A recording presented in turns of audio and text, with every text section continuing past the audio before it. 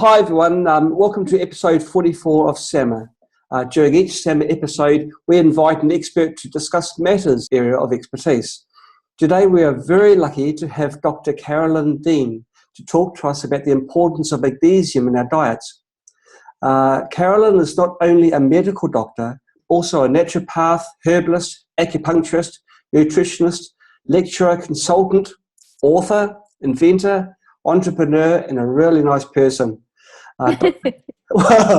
Dr. Dean has been in the forefront of health issues for over 30 years.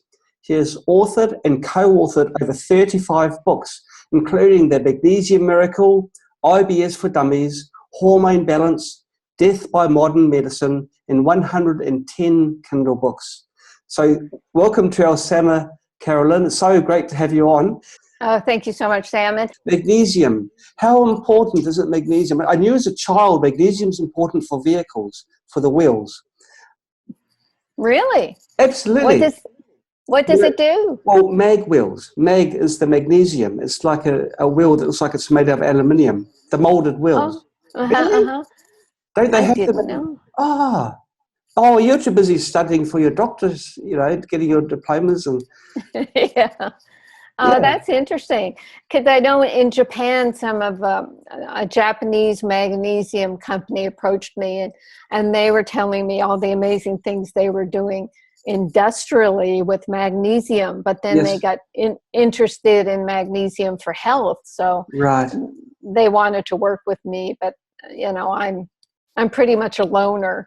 But yes, magnesium is very important. It's used in firecrackers. It burns so brilliantly that it's a huge component in firecrackers. Well, what it does in the body, it's the spark of life. So you think of the firecracker, you think of the spark of life. And it performs 700 to 800 different enzymatic functions in the body. And that's a huge amount. And we're talking from head to foot. It has a finger in just about everything. So it's helping to relax muscles. And when you think of your heart as one big muscle, and if the muscle gets clenched, that's angina, or heaven forbid, a heart attack, or an arrhythmia. The blood vessels are lined with smooth muscles. If those muscles clench up, then they'll cause high blood pressure. So it's working on the muscles, it's working on the nerves, it creates the nerve firing. And how it does that, magnesium opens the gateway to allow a little bit of calcium into a nerve cell, and then the nerve cell is triggered for an action potential, and then the magnesium pulls the calcium out. If you don't have enough magnesium, the calcium builds up in these cells and they trigger themselves to death. And that happens with nerves and muscles. So it's huge for our physicality, what magnesium is needed for. And then there's balancing the blood sugar by working with the pancreas to release insulin, to help insulin open up the gateways in the cells for glucose to get in, to help digest all the macronutrients, protein, carbohydrates, and fats. It's important to have magnesium to the extent that if you have low blood magnesium, it's a sign of diabetes. So people, when they take a good, well-absorbed magnesium, their blood sugars actually go back into normal range. Wow. Same with cholesterol. Magnesium is a natural statin. And this is in in medical studies. My latest edition of the Magnesium Miracle 2017, I went from 300 pages to 600 pages. I wrote the first book in the late 90s, and then this book 18 years later, I had 300 more medical references and 300 more pages. I had no idea when I started the book how important it was. And even for me, I was doing the research and realized that my heart palpitations and leg cramps and kind of neck tension from all the typing and insomnia, were related to magnesium deficiency. I'm healthier now than I was in my 30s, and I'm more than double that. So it's something that affects every system in the body. Migraine headaches, the first treatment is magnesium. People who get esophageal spasms, they get choking or they cough, they can't swallow vitamins or whatever. Yes. It's kind of rare, but that's a muscle spasm in the esophagus. So, even acid reflux and heartburn, if the esophageal sphincter between the esophagus and the stomach, Yes. if that's in spasm, Yes. that's heartburn. Wow. So you just think of anything that's a nerve or a muscle. The energy, we already talked about how it makes energy. And I got to the point in my research that I identified 65 disease conditions that can be related to magnesium deficiency. Now, the FDA does not want me saying that. They've actually come after me and my website. I'm a rebel, Sam, so they're always going to come after me. I'll speak my mind. So on my website, where we were talking about, even just the testimonials, people saying, well, I had AFib and now it's gone because I took your magnesium. Wow. Well, you're not allowed to do that, because what the FDA says is that if you claim that magnesium is treating a disease, you are identifying magnesium as a drug, and therefore you have to go through the $1 billion drug trial to prove that it's safe and effective. Gosh. Yep. So when I talk about magnesium and the diseases, I say, oh, no, it's just that these conditions are magnesium deficiency, but they've been misidentified as a disease. And it's not my fault they've been misidentified, because when people take magnesium for these misdiagnosed diseases, they get better. So ergo, it was a magnesium deficiency. And what we're doing is we have to use the word structure and function. We are supporting the structure and function of the body by identifying magnesium deficiency and giving magnesium. So there, take that, FDA. Of these 65 diseases, how many could be reversed if you've identified magnesium deficiency as being the cause, or most likely cause, of these diseases, but once you have them, to reverse something is always harder? Well, what's interesting is a lot of our customers, they've been ill for a long time. They've given up. They think it's hopeless because they've been treated with medications for all their magnesium deficiency symptoms. But once they read the literature that I offer and come to the realization, left brain realization that, oh my gosh, this makes sense.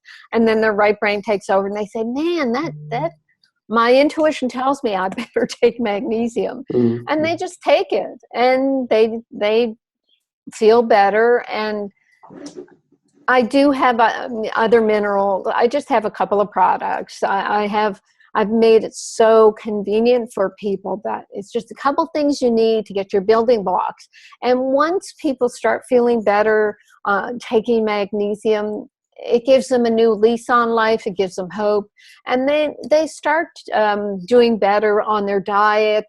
They're able to get exercise because they have more energy. They're sleeping better. So to me, it's like a gateway. The magnesium is a gateway to health, and people just get better and better. It's a continuum, and we never like to say or promote or even give any indication that magnesium is like a drug. What it is, it's something your body's been missing probably for decades. And when you build up your magnesium stores, you get to a point where you can say you're magnesium saturated, and then you can cope with stress. The thing about having stress, where people now, they're talking about their adrenals are shot, their thyroid is low, their sex hormones are in the tank, and they all go together. When one set of hormones kind of declines, the others try to make up for it, and then they decline. But with something like stress, it's constantly draining your adrenal glands, your adrenaline.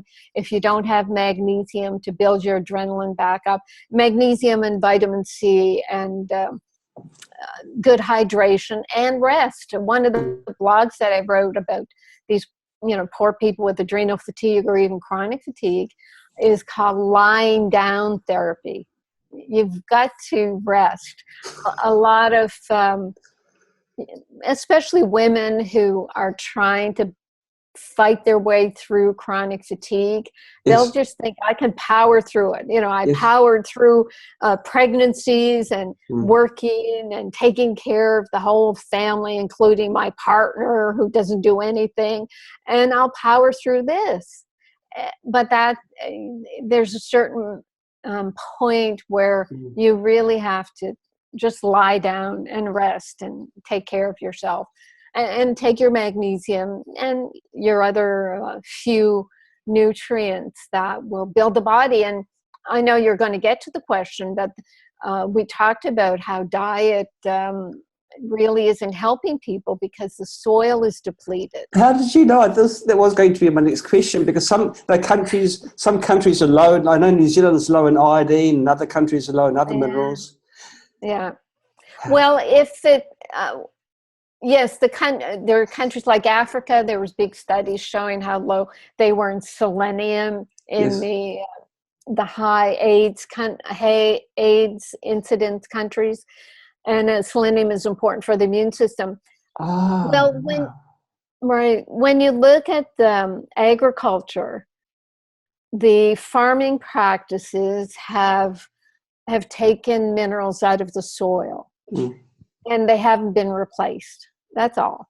Okay. The fertilizers that are used are nitrogen-based, potash. There's not much going back in, and there's a lot coming out. And they're just reached a point where there was so little that 100 years ago, the U.S. Department of Agriculture could measure 500 milligrams of magnesium in an average diet.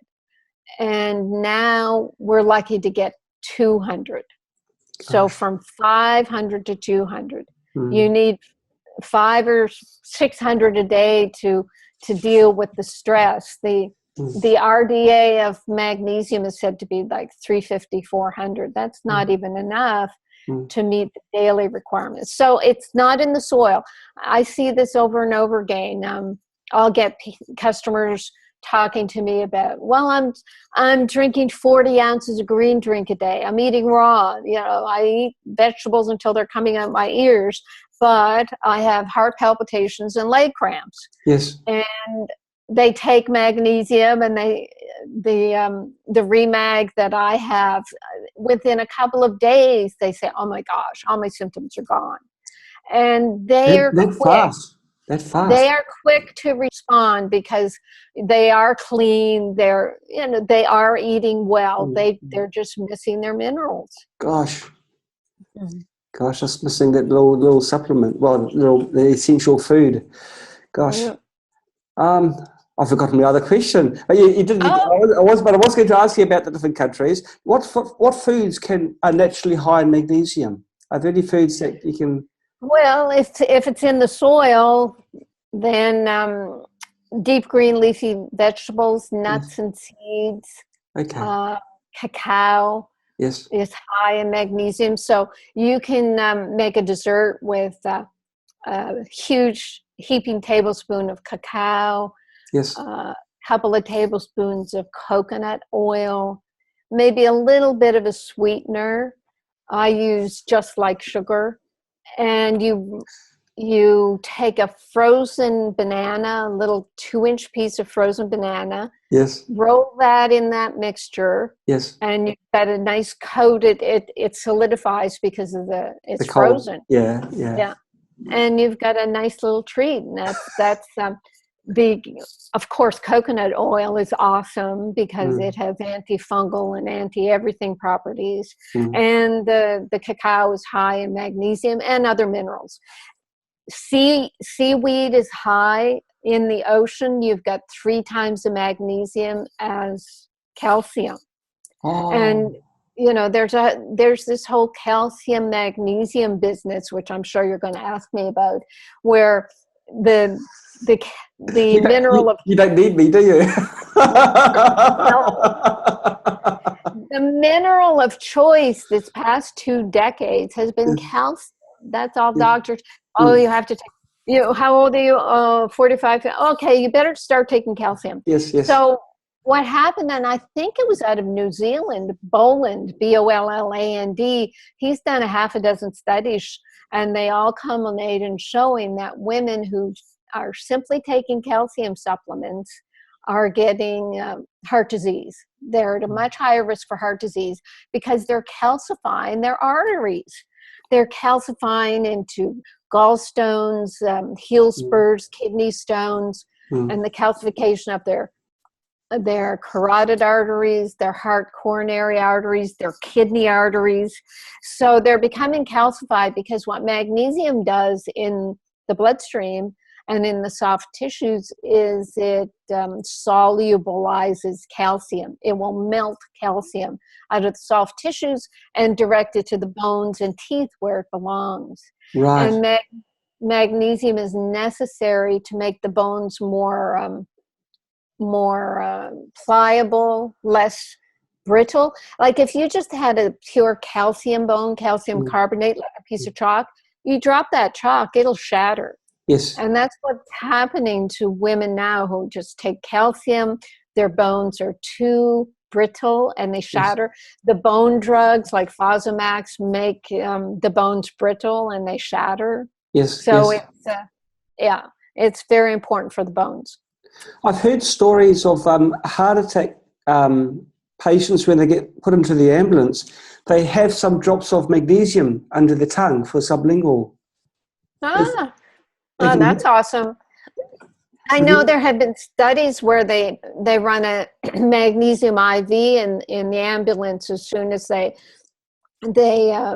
feel it's a heart attack. And and the studies show that, a huge survival rate, less blood clots, no arrhythmias. And a lot of people after a heart attack will have a ventricular arrhythmia and that'll kill them. Yes. And the studies have been awesome.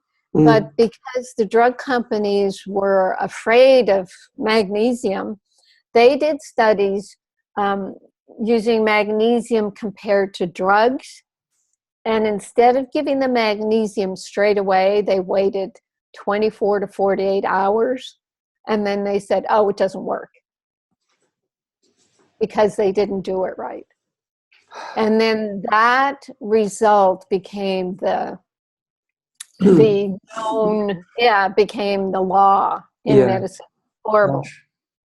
That should be readdressed, shouldn't it? Yep. So what other roles does magnesium play in your body? We've talked about the bones, and we've talked about the nerves, the transfer of signals. I guess with your brain being a whole bunch of nerves as well, it would be pretty important up there, wouldn't it? Absolutely. And there's a study, animal study, it was either mice or rats that was done with magnesium threonate. I don't know if you came across that. Magnesium threonate has become a big magnesium product, and I don't like to put magnesium down, but what happened with the magnesium threonate study is they compared it to a different form of magnesium, and they said, oh, well, this one gets into the brain, it's much better, and it's they kind of implied it's the only one that gets into the brain. And when I read the study, it showed there was a 7% increase in the magnesium in the cerebral spinal fluid for this magnesium threonate compared to the other magnesium. 7%. With that 7% increase, is that we're the best. We're the top. You have to take this if you want to get magnesium into your brain. And what they totally ignored is every study that's ever been done with any magnesium shows that magnesium helps the brain.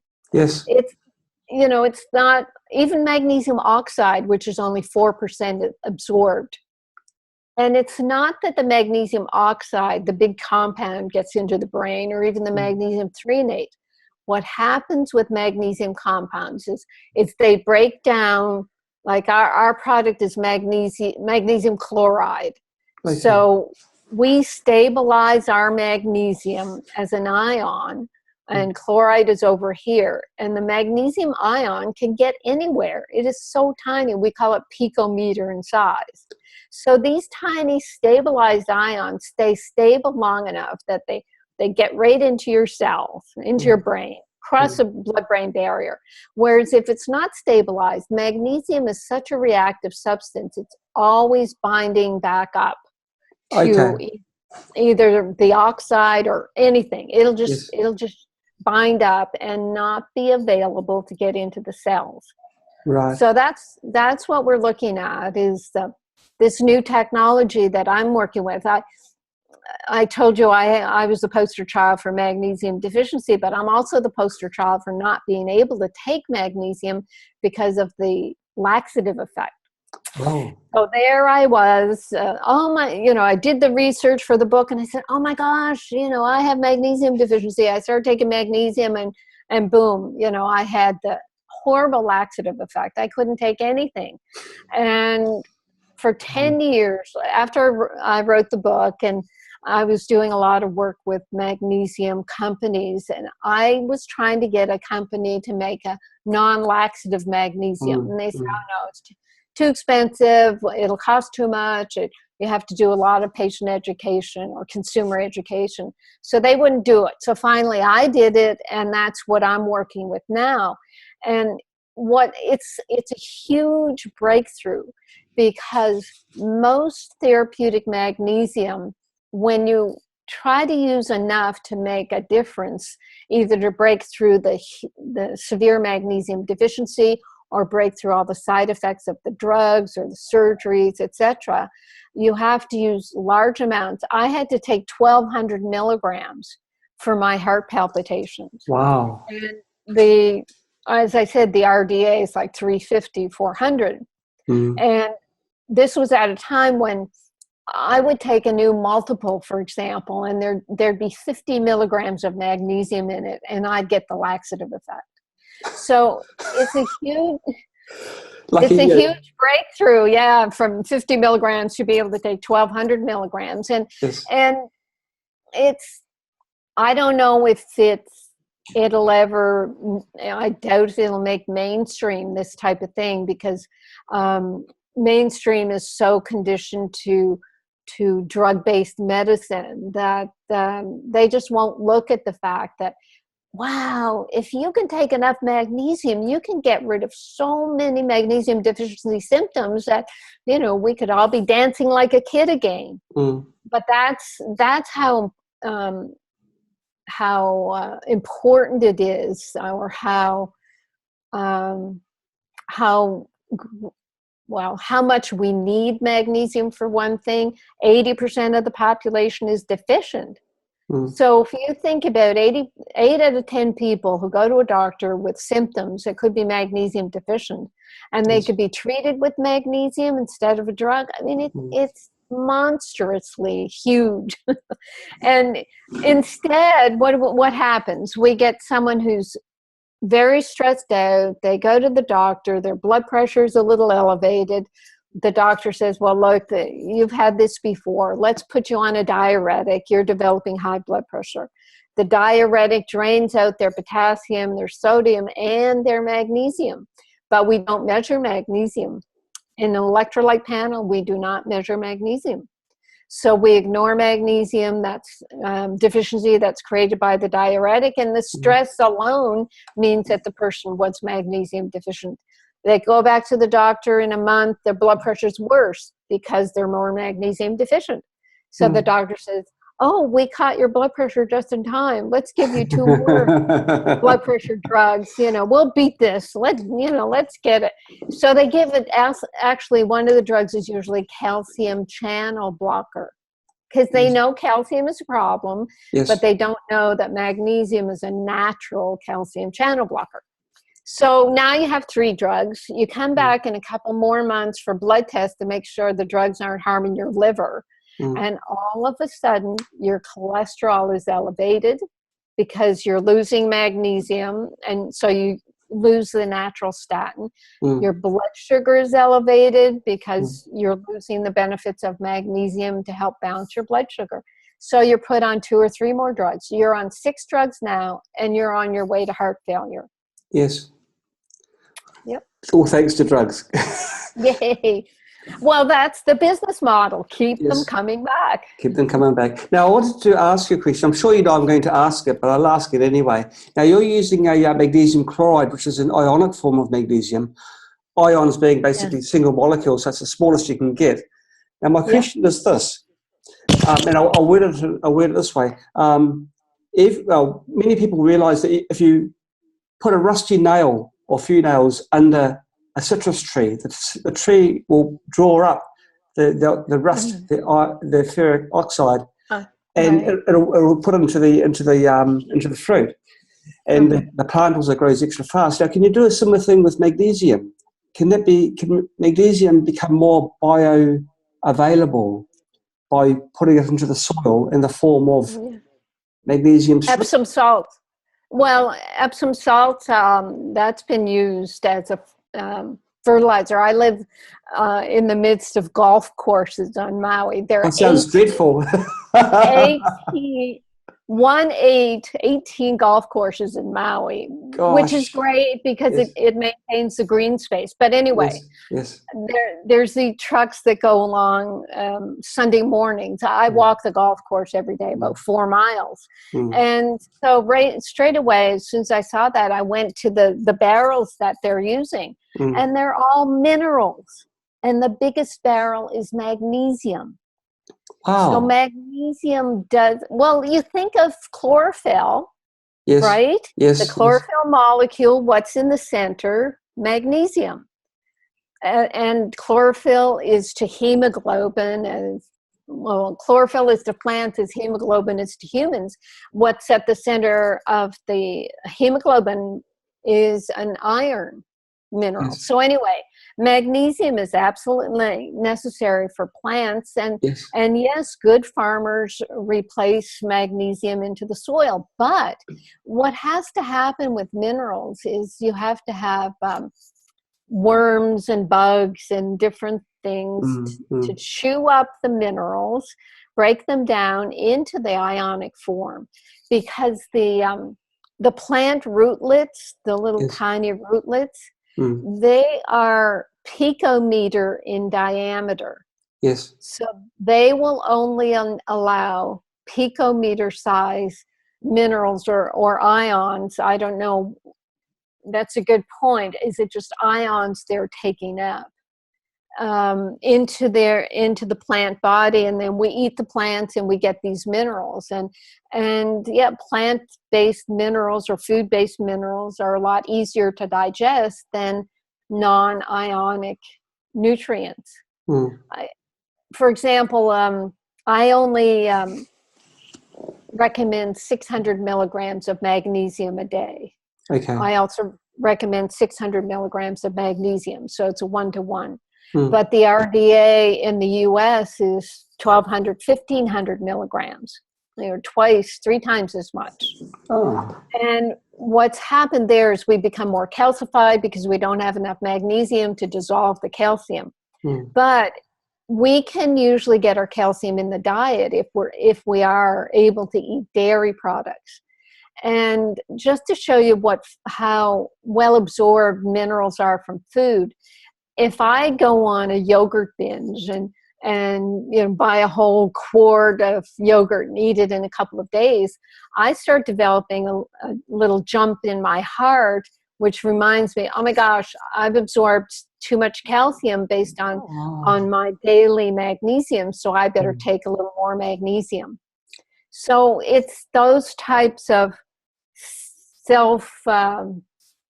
self-diagnosis or observing yourself that I really encourage people to do.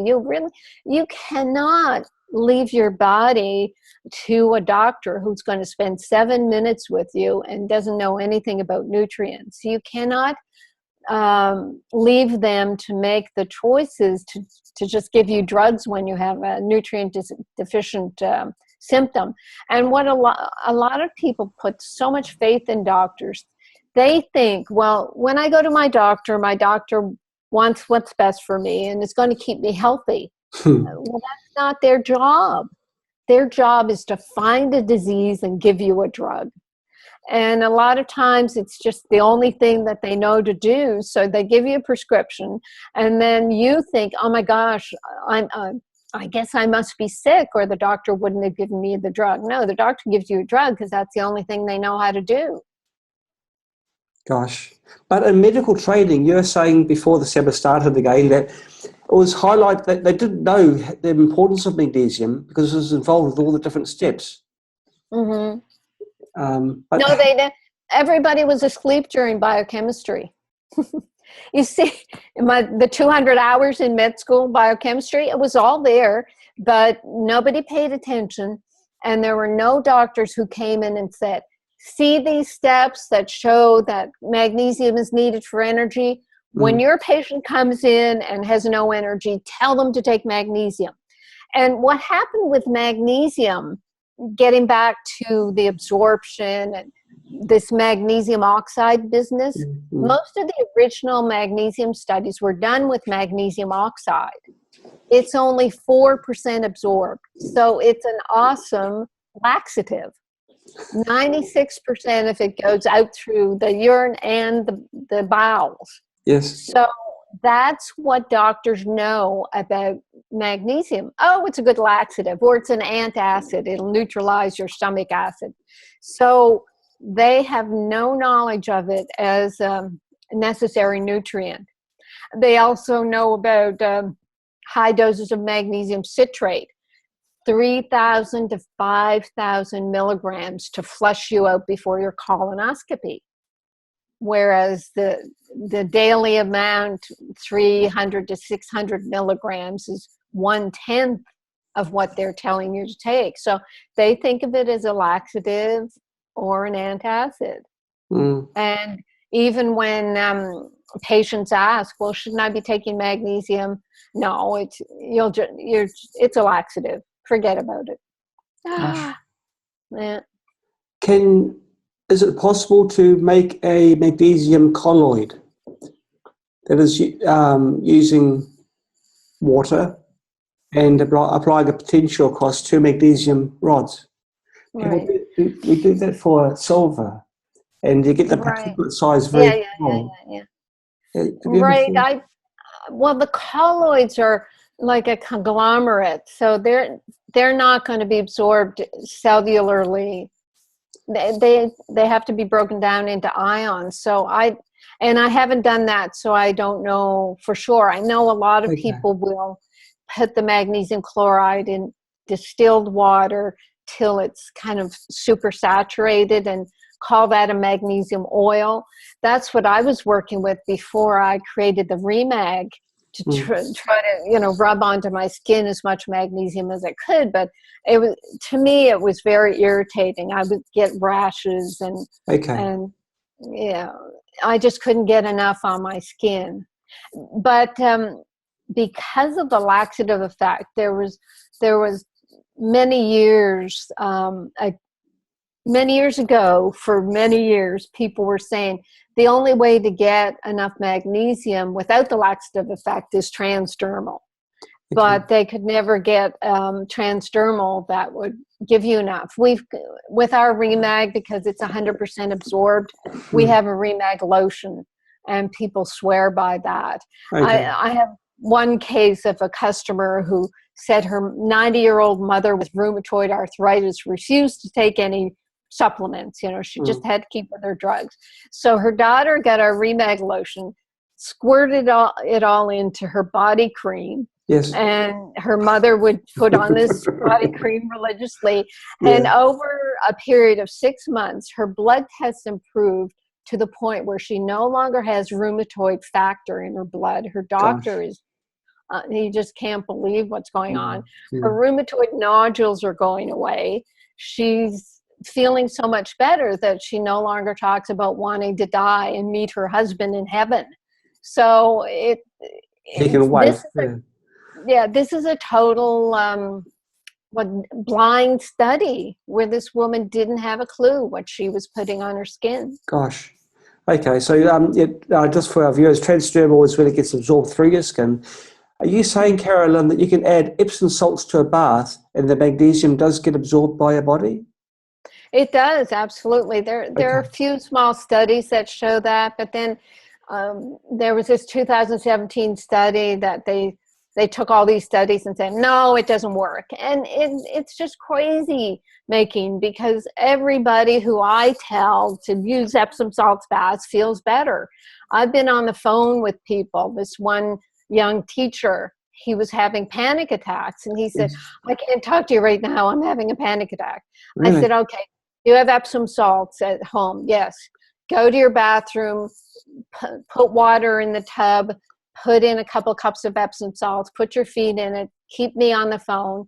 Within minutes, he was feeling calmer. Really? And people who, parents with autistic or ADHD kids, every kid has a bath at night. So you put in 1 or 2 cups of Epsom salts, and they say they sleep better. They stop, banging their head or, banging themselves.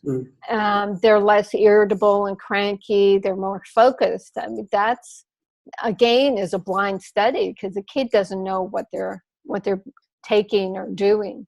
Gosh, it's something so simple, so simple. Yeah. Have you got... Yeah.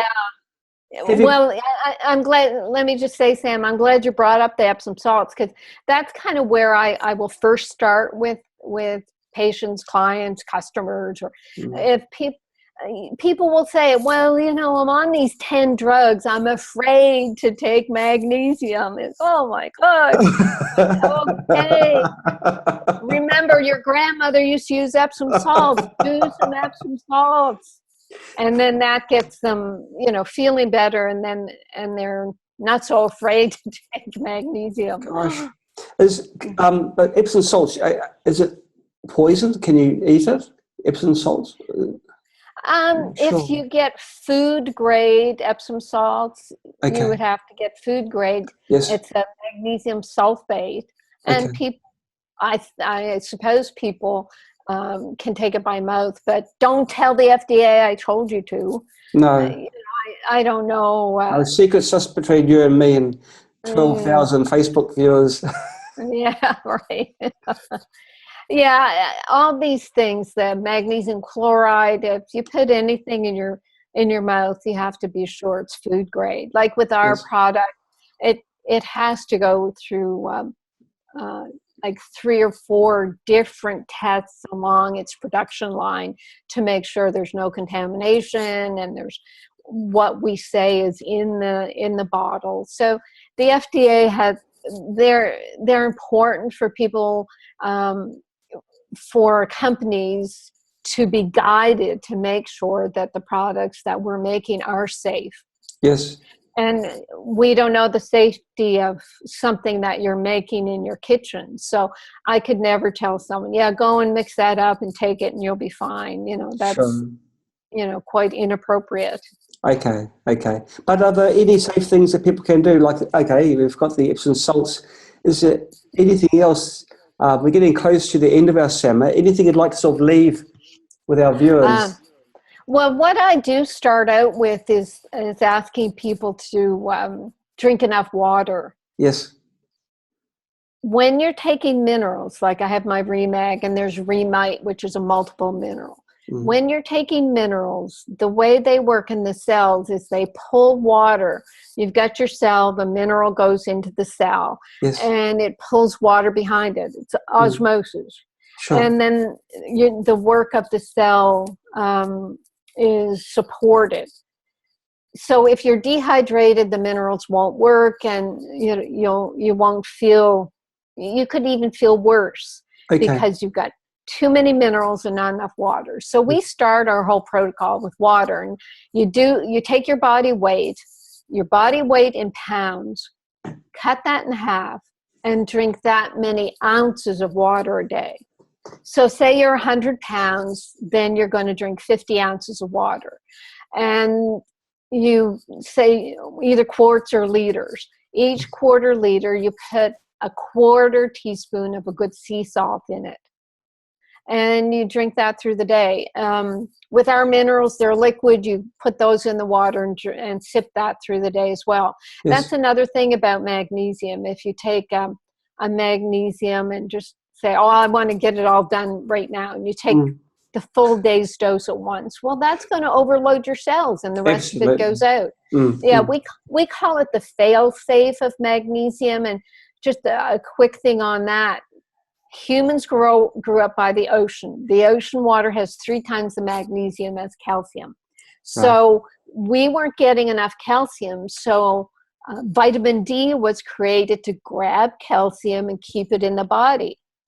We were getting more magnesium than calcium, so we had the fail-safe of the laxative effect if we had too much magnesium. Now we've completely turned that around so that we're getting like 10 times the calcium as magnesium, and we're getting calcified, and we have so little magnesium that our bodies are shaking and twitching and having all these magnesium deficiency symptoms. So plenty of water as well as the mineral intake. Yes.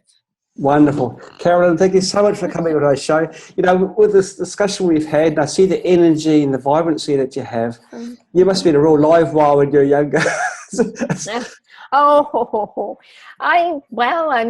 I don't think I've ever changed. I've always been the same live wire.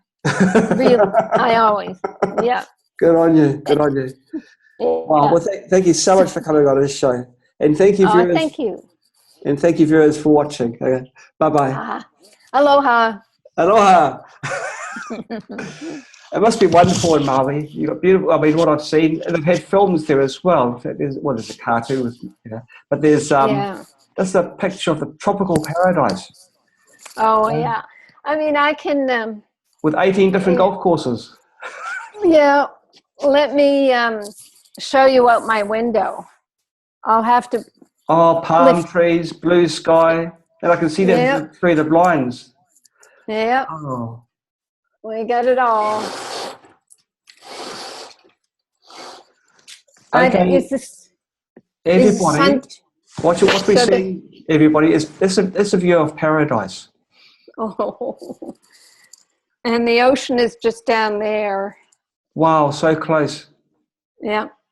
Oh, I feel sorry. I'm a 12-minute walk from... I feel sorry. 12-minute walk from the ocean. Yeah, I know. How do you tolerate those living conditions? Well, yes, exactly. And, I guess partly I might have been coming here to retire, but it's only been since I moved to Maui that I've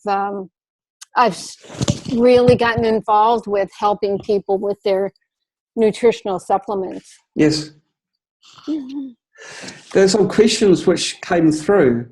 Can we just quickly answer this? Now that Sam, we're doing everything wrong this time, aren't we? Well, now that we've finished, now what do you think of the Morley Magnesium Protocol? Have you heard of this? Well, Morley Robbins. I have a bit of problem with Morley. He was a hospital administrator, and then he puts himself forth as a magnesium expert, and he knows my magnesium. And actually, I won't say much more. I have problems with someone who's a non-medical person trying to give medical advice. It's very dangerous. Okay. The second one, threonate. What do you think of threonate, it's called? We talked about that. That was the 7% increase in magnesium in that rats. One. That was, okay. Yeah. So it's a premium product for 7% extra. Right. Yeah, right. Okay. And we've covered the optimum amount of magnesium supplementation per day. For this, they're asking for a 50-year-old. Does your magnesium requirement change as you age? You can't define it that way in my experience. It changes depending on your stress level, your burn rate, if you're on medications. If you're an athlete, we didn't even talk about that. The more you sweat, the more magnesium you lose, and you have to replace it. And Gatorade doesn't do it because it's just sugar and sodium. So all these poor athletes, they're developing diabetes. And Oh, gosh. I've had them come to me and say, I've got panic attacks and heart palpitations. My doctor wants me to take these drugs. And when they've signed a contract with these huge, whatever, football, basketball conglomerates, they have to do what their doctor says, or default their contract, whatever it's called. Yeah, so they're stuck. They can't go natural. They can do it on the side, but they have to take the drugs. Okay, so the recommended daily intake of magnesium wouldn't change from teenage years to like a 50-year-old? Question? That's just... No. Okay. I mean, look at me. 100 pounds, I had to take 1,200 milligrams. Because I had decades of deficiency. So Gosh. I tell people 300 milligrams might be kind of a maintenance, but you have to get your stores up first. I developed my magnesium stores for several years. Now I only have to take 300 milligrams, which is awesome. It is. Hey, I really enjoyed our talk, Carolyn. Thank you so much for your time. You're welcome. Thank you. Hey, I'd like to ask you back again once you've recovered from this one. The death by medicine. That will be a riveting. If you're willing, no obligation. Okay, we'll see how it goes. And actually, what I'd like you to put up, my webmaster wants to check out this website, www.magmiracle.com. And on that website, you get a free chapter of my 2017 edition of Magnesium Miracle. So we'll see who grabs that. That will be interesting for me. Okay? Wonderful. Hey, thank you very much, Carolyn. You have a great thank you, Sam. You have a great afternoon. Yeah, I think I'll go to the pool now. Bye. Get your vitamin D. Bye-bye. Yeah. Bye-bye. Are you originally from New Zealand? Yes, I am. Yes. Okay. Yeah, because when I went to the website and realized you were doing the right way, it's out of New Zealand. And the spooky too kind of threw me. I didn't know why you chose that name for the website. Well, the very first accessory that Spooky had was Spooky Remote. And that is a system where you can transfer frequencies from one location to another without any wires between them. And you're thinking right at the moment, it sounds pretty spooky. but you see, but it's got a secondary thing. It's like Einstein coined the phrase "spooky action at a distance," and this is really? And so we picked up on that. It's to do with quantum entanglement and all sorts of things we just don't understand, but they work, so we use it. Right. And I mean, we have no idea of the other dimensions that we just kind of ignore. There's so much else going on out there. We can only know what our senses can perceive or what our instruments can measure. And if it's beyond that, how do we know what kind of instruments to make if we don't know what's out there? But anyway, I was saying when Christopher Columbus came across the Atlantic and the Indians were on the shore doing whatever they were doing, they could not see the ships because it wasn't in their frame of reference. They just kind of looked beyond the ships because it was so bizarre. I guess so bizarre for their brain to process that. Yes. So we don't see what we don't know. That's right. And when people just stay within what they think they know, or their belief systems, or their science, they're really not opening themselves to the possibilities of so much else. So the spookiness is important, because people have to be aware that there are other layers. 300 years ago, if someone was told that in the future, not so distant future, there'd be radio, which is a way of transporting sound and pictures, well, not for radio, but for TV pictures, over great distances. This is no way. You'd be burned at the stake. Yeah. Oh yeah, it is amazing, and people going around talking to their hand, which with the cell phones. Well, that's even crazy for humans, because they're becoming more like robots. You and I are the same mind. I call them walking zombies. When they bump into things because they're busy doing something awfully important, like liking something on Facebook or something. Well, when I've challenged people, my friend's community or whatever, and I say, what are you doing on that thing all the time? They say, I'm getting rid of apps I don't need. I'm getting rid of news feeds. I'm getting rid of photos I don't need. So they're constantly processing this overload of information that's downloading into their phones, cluttering their phones, and they constantly have to take care of it. They're taking out the garbage. It's not time saving at all. They should design a 3D app called Life. Oh, hang on, there is one. Yeah, and you know what they say about Westerners? They die. They're up at the pearly gates, and there's two signs. One sign says heaven, and the other sign says seminar on heaven. And they go to the seminar. Gosh. Yeah, I noticed it here in China that people seem. Oh, I've been in China for a while. I'm not sure that's to this extent in other countries like Maui, but just how they cross a road, and I've seen it. Probably most times, they all go from one side of the road to the other while ignoring everything that's around them, because nothing can touch them because they're in their virtual. Yeah. Yes. Is it the same Is it the same in Maui and other places you've been?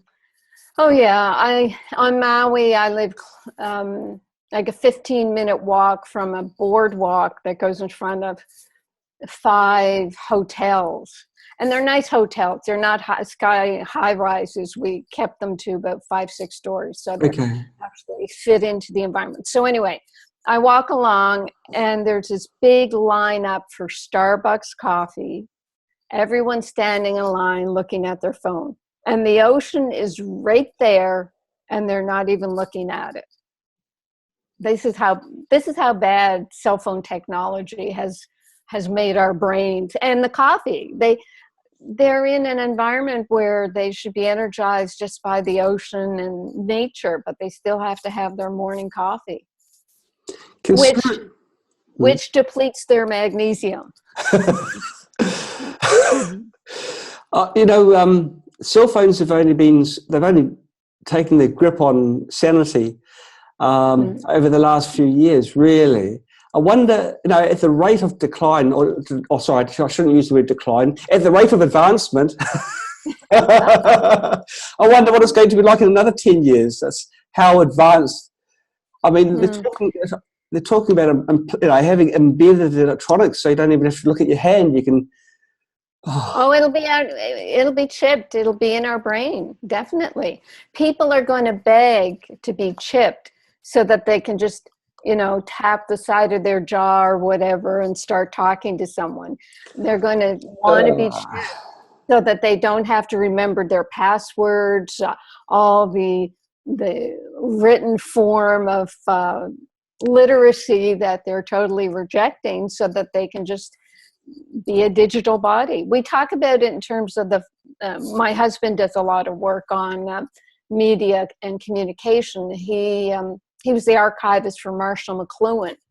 Marshall McLuhan was the Canadian, they called him the media guru, but he predicted exactly what's going on now. And what my husband Bob has done is he said, okay, we've got a chemical physical body, Yes. and we sort of step outside that and use our chip body or digital body, TV and internet. We have a TV body because we interface with the TV all the time. And then we have a kind of a mystical body, which encompasses the spooky realm. So we've got all these 4 bodies that we're juggling all the time.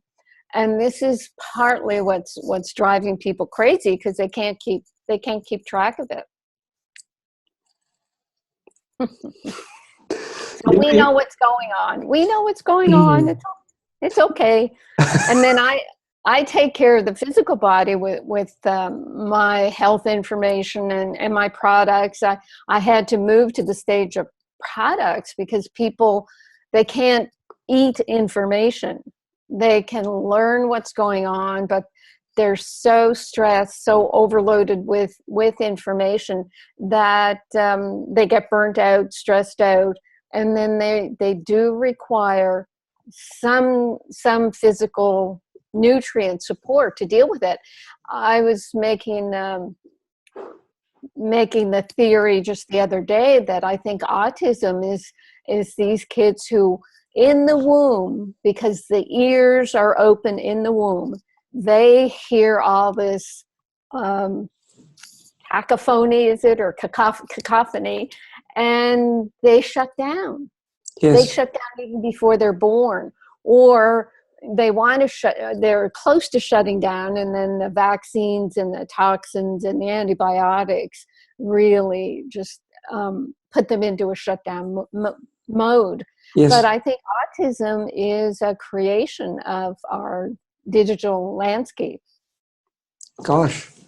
And that's why autism has increased by exponentially, really, because our digital communications is it digital purely because of the sharp waveforms and the higher harmonics that those produce?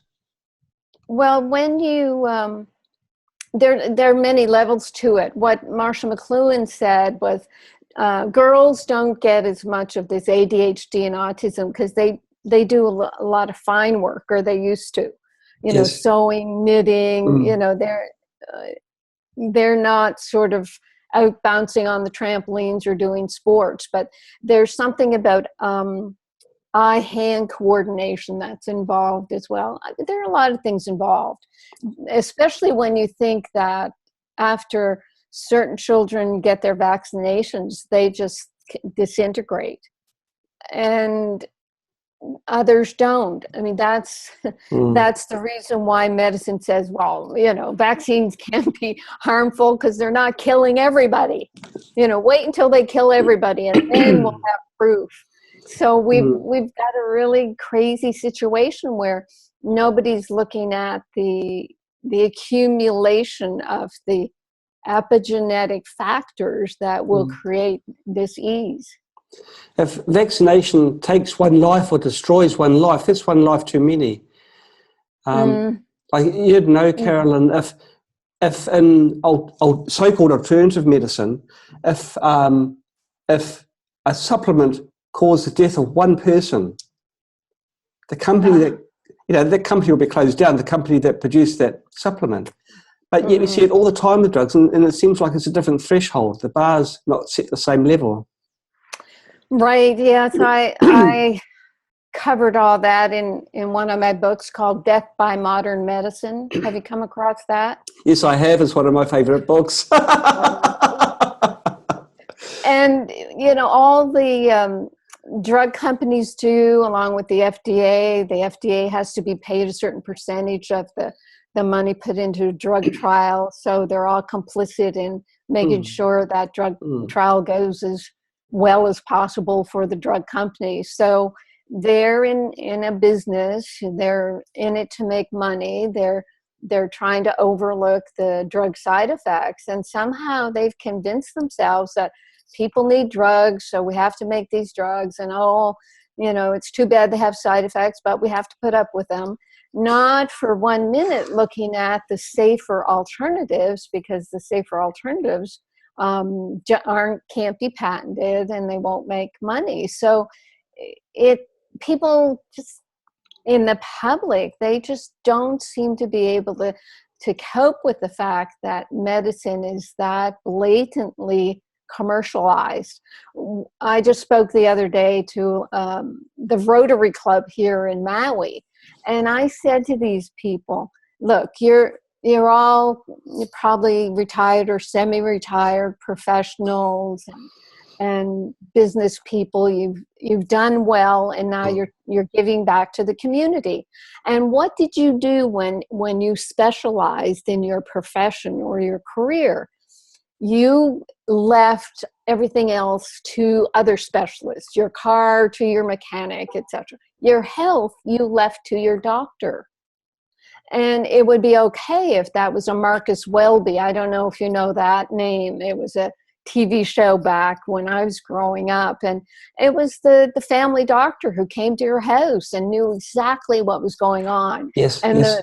the remedies they gave were mostly common sense. The common sense of, well, go to bed, drink some water, stop drinking alcohol. Anyway, so what happened, though, at the same time is, as we became specialists, is medicine was bought up by the insurance companies and the HMOs, health maintenance organizations. So doctors became employees of a business where they just wanted to make a profit. Yes. So in HMOs, we've got your 7-minute appointment, which you can, and they say, I can't talk to you about more than one symptom at a time. Come back for another appointment. Yes, I've had that. It's shocking. Shocking. And at the end of the visit, here's a prescription for this symptom that you've just told me about. So we've created this incredible situation where doctors are looking for disease so they can treat it with a drug, but patients are going to the doctor to try to stay healthy. And never the twain shall meet, because in medical school, we learned nothing about nutrients, absolutely zero about nutrients. In our biochemistry classes, I had 200 hours of biochemistry. And every slide up there on the projector had biochemical pathways. Every one of them required a vitamin or a mineral to proceed to the next step. Yes. In the pathway called the Krebs cycle, that makes our energy, keeps me all bouncy and everything. Six of the 8 steps in the Krebs cycle require magnesium. Gosh. So if someone goes to a doctor and says, oh my gosh, I'm so tired, but I'm tense and I can't sleep and my muscles ache, and I get up in the morning and I drag myself to work, I'm just kind of apathetic. Well, that's a magnesium deficiency. Every one of those symptoms is a magnesium deficiency. And the doctor says, oh, you're depressed. Here, take this drug that's going to suppress your magnesium even further. Oh, gosh. The antidepressant drugs that we're using, SSRIs, serotonin reuptake inhibitors, a lot of them have fluoride molecules attached to them. Yes. And fluoride will bind to magnesium, make something called magnesium fluoride, and that compound, it's brittle, and it gravitates toward the bones and the cartilage and the tendons. Yes. And the side effects of like a Cipro antibiotic, which is a fluoride drug, the side effect is tendon rupture. Gosh. But no one is admitting to the fluoride connection with these drugs. And they'll say, I really haven't even heard a discussion, but they'll probably say, well, in the test tube, we put the Cipro in there and it doesn't break down. But you take the gut with trillions of bacteria whose job is to break down anything that comes its way. They will break down these drugs. Wow. And they will release fluoride, or they'll release whatever's going on. The liver tries to mop it up, Yes. but the liver detoxification pathways, they're pretty awesome, but they weren't built for the 60,000 chemicals that we have in our environment now. Just a bit of cleanup on IL-5. I've actually been practicing medicine since 1979, so that's 38 years. Oh my goodness. Yep. And before that, I went into medicine in my mid-20s. Yes. I traveled. My husband and I traveled. I'd gotten very interested in health and nutrition, and in my honors biology, genetics in university, I thought that would be the way to influence the world. And my joke about genetics is, I was going to search out the stupidity gene and clip that out. That's funny.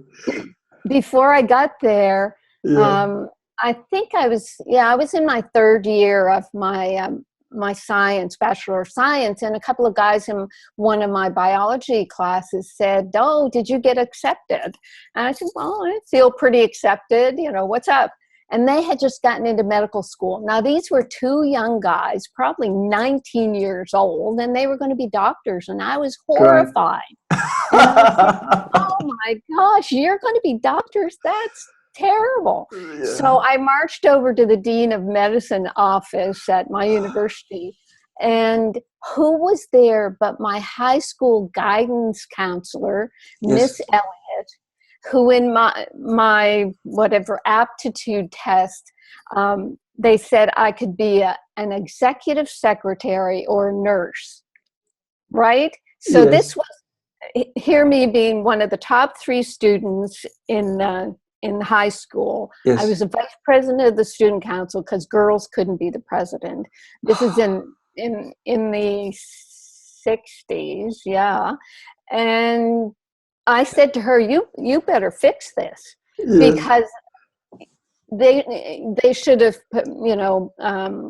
streamed me toward being a doctor, but girls weren't doctors back then. I mean, that's how, this is just going back 40 or so years that we had such discrimination. Women were just supposed to get married and have children, or be a teacher, a nurse, or a wife, or a prostitute. And, I wasn't interested in any of those. So Miss Elliott, she was an assistant to the Dean of Medicine. So I had her support, and I got in the next semester because, God was on my side, and I had all the prerequisites. So actually it was great, Sam, because rather than, just worrying my whole life, oh, I so want to be a doctor, I hope I pass this test. I didn't even have a thought. I'm just a good student, and there I was in medicine. And with all, my knowledge about nutrition, health, and lifestyle, I thought I could make a difference. And one of the things that almost prevented me from getting in was the third year medical students interviewed the applicants, the new students who wanted to get into medicine.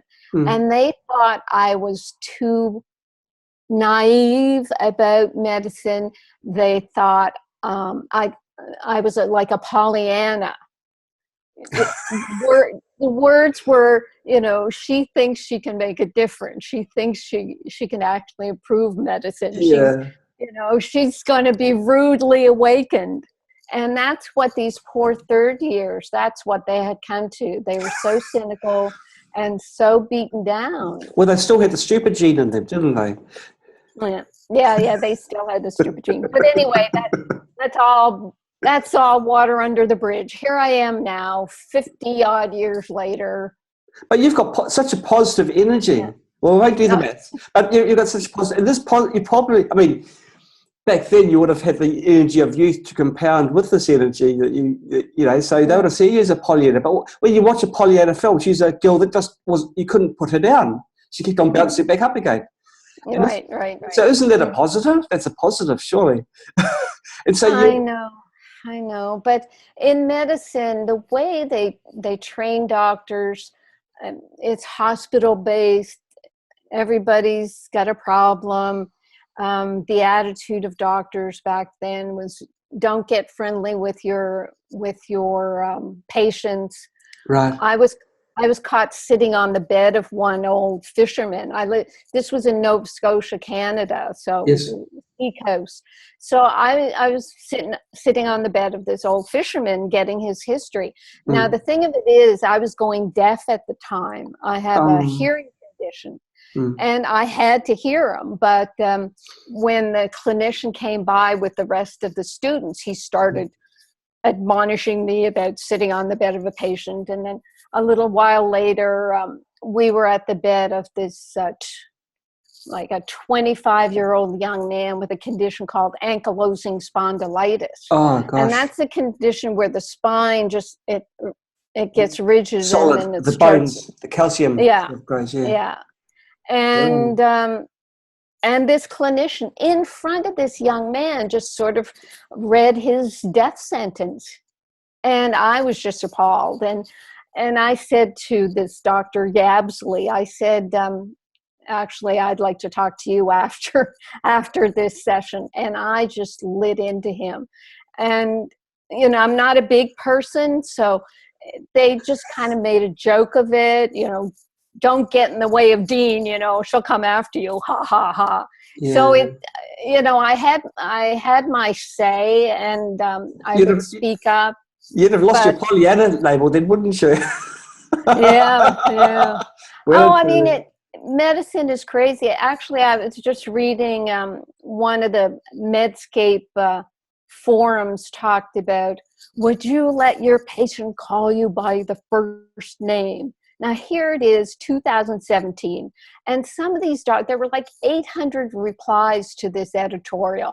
I would never let a patient call me by my first name. You know, you have to maintain your status with these patients. You can't let, I mean, it was just draconian the way some doctors think. They feel themselves so superior to their patients, but they're only offering them drugs, and their status is declining. So I think the more their status declines, the more they lash out against patients. Right.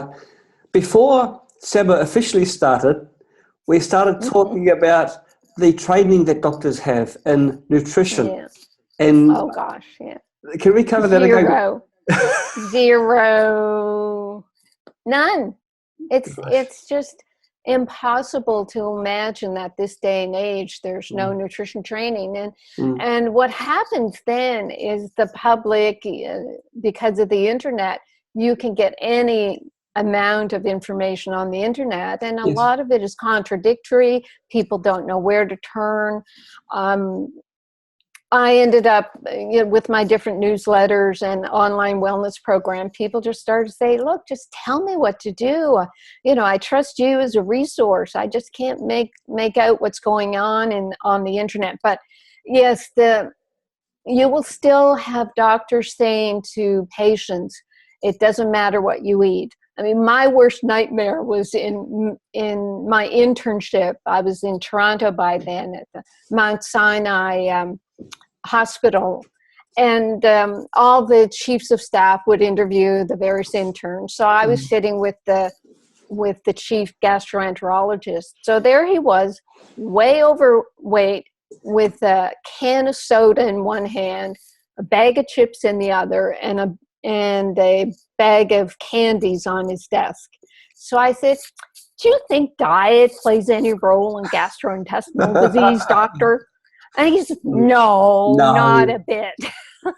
So that's what we were trained. It's unbelievable. Yes. And we know, and there is some medical acceptance of gluten being problematic, the different dairy proteins being problematic, and we don't have the enzyme for lactose breakdown as we get older. I mean, we know all these things. People get better overnight when they avoid things that they can't digest. So when doctors believe what we were told in medical school, that when you finish your medical training, you'll know everything there is to know about the body. And if anything else comes along, it's either quackery or wrong. Mm. So doctors will not, most of them, they won't refer to chiropractors or naturopaths. They tell you just to eat your diet, don't worry, don't bother with supplements. They just have this brainwashed, very closed way of looking at their patients, because the modus operandi of medicine was look at a patient's symptoms to diagnose a disease and treat the disease symptoms with a drug. And nothing else gets in the way of their that focus. Mm. The doctors, it's not really a fault of theirs that I know. It's just their training. I've met quite a few doctors that have got good hearts, and they truly do want to help, but the equipment, the knowledge that they've been given can't handle the larger picture. Right.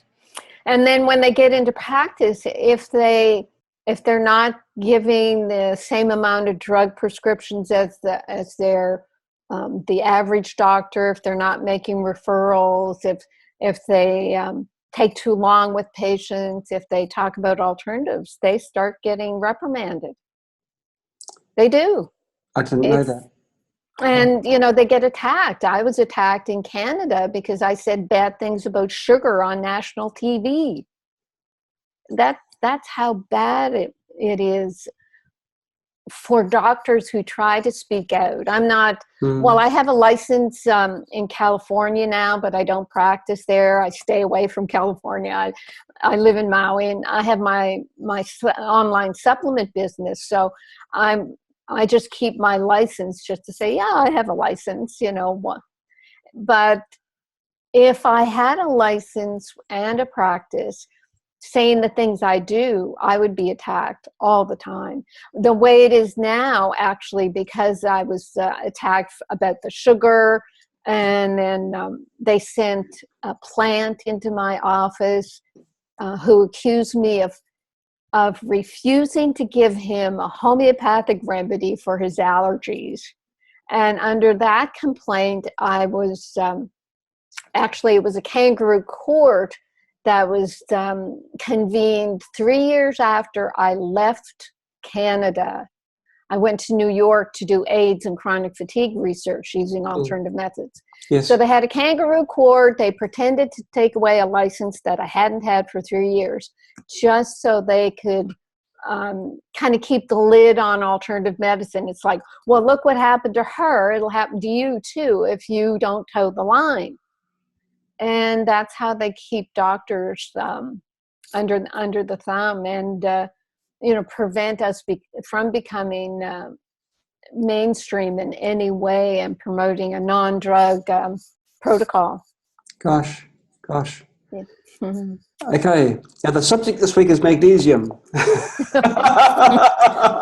Who knew? Now before the end of this summer, well, the summer's finished, but I'll share this with everybody.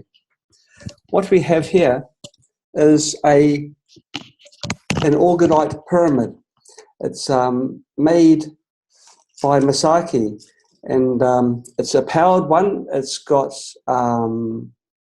it's oh gosh, it looks like silver pieces of metal in there. It's got gold flakes. It's got a coil, a special Mobius coil, which is powered. It's got a crystal on top. It's all encased in an organite pyramid, and it's got power for the LED, which you can probably see there. It glows different colours. If you want to visit akaida.com, that's AKAIDA. Masaki sells them there. He sent this to me as a trial to see what I thought of it, and I think it's marvellous. I have it going at night time because it looks pretty. It's supposed to help with the sleep, concentration, and doesn't make breakfast in the morning though. I think that must be in the next model up. But it's a beautiful, beautiful pyramid, even just for aesthetics, to have this on your mantelpiece. And people look at it and think, wow, that looks pretty impressive. And it is really impressive, the amount of work that must have gone into this. So thank you, Masaki. He sent this to me. It was totally unexpected, but it's beautiful. I've never seen a pyramid so beautiful. In the past, I'd actually bought this one here, which is a shungite pyramid. It's made from shungite, which is a meteor only available from a part in Russia. And this is supposed to have a very calming effect. So you have this, this beside you in the bed, which I do. But this one here, just so beautiful. It's sort of like a work of art. So yeah, thank you, Masaki. You've made a beautiful sculpture here. And it seems to be working. I'm sleeping well, focusing well, got lots of energy. And now, of course, I've got to make sure I've got lots of magnesium in my diet after this talk with Carolyn. And I'd love to have her back on to talk about Death by Medicine. It's a book that she's written explaining how medicine has, it's not all good. It's there's a dark side as well. And she's a brave woman. She's written a book, and I'd love to have her discuss this with us at some time in the near future. Okay, everybody, thank you so much for tuning in and for the questions that you've asked. We covered the final questions at the very end after the seminar had actually finished. But, when you're talking to someone so interesting as this, she's full of knowledge, and she's like a gold mine. And so we can talk about other items, and each sentence she says just opens your eyes up more to reality, what really is out there, and teaches us so much. So it's been fantastic having her on board. I love seminars now. You walk away and you think, gosh, I wish I'd known this earlier. Well, now you know. Now you know the importance magnesium has in your diet, and how easy it is to actually increase the amount of magnesium in your diet. You don't need to have it as a supplement, as a over the counter, something you've got to buy. But I guess that makes it easy, especially if you live in a country which is low in magnesium. And I guess with extensive farming, most countries are. So if you've got migraines, if you have panic attacks, if you have heart palpitations, that might be just low magnesium. You don't need a drug. You just need a food. Thank you once again for watching. Catch you next time. Bye-bye.